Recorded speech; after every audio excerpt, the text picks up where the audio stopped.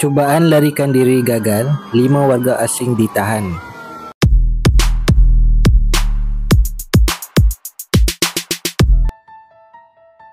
Tindakan pantas pihak polis dari Ibu Pejabat Polis Daerah IPD Tawau berjaya menahan sebuah kereta dinaiki 5 individu warga asing yang cuba meloloskan diri daripada sekatan jalan raya dalam kejadian kejar-mengejar sejauh lebih 45 km malam semalam.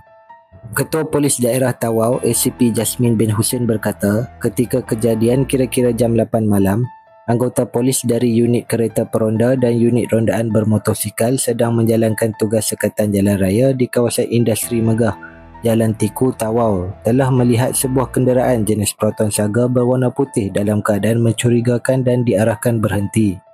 Namun pemandu kenderaan tersebut bertindak nekat merempuh sekatan jalan raya dan melarikan diri. Pihak polis segera mengejar kenderaan tersebut dan melalui beberapa laluan utama sekitar daerah ini termasuk Jalan Timur, Kem Pengakap Tiku, Jalan Bunga Raya, Jalan Chong Tin Wun dan akhirnya menghala ke Jalan Apas sebelum berjaya ditahan di Batu 12 Jalan Apas. Menurutnya, hasil pemeriksaan terhadap kenderaan tersebut menemui 5 individu terdiri daripada seorang lelaki yang memandu kenderaan dan 4 penumpang, 2 lelaki dan 2 wanita. Kesemuanya dipercayai warga negara asing dan berusia antara 29 hingga 43 tahun.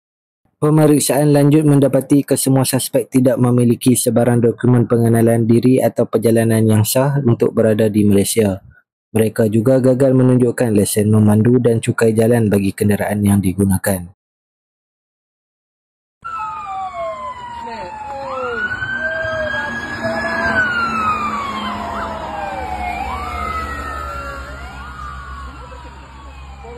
Di blok lay di atas tuh. Habis.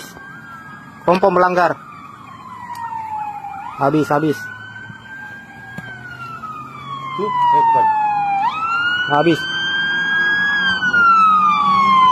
Oi.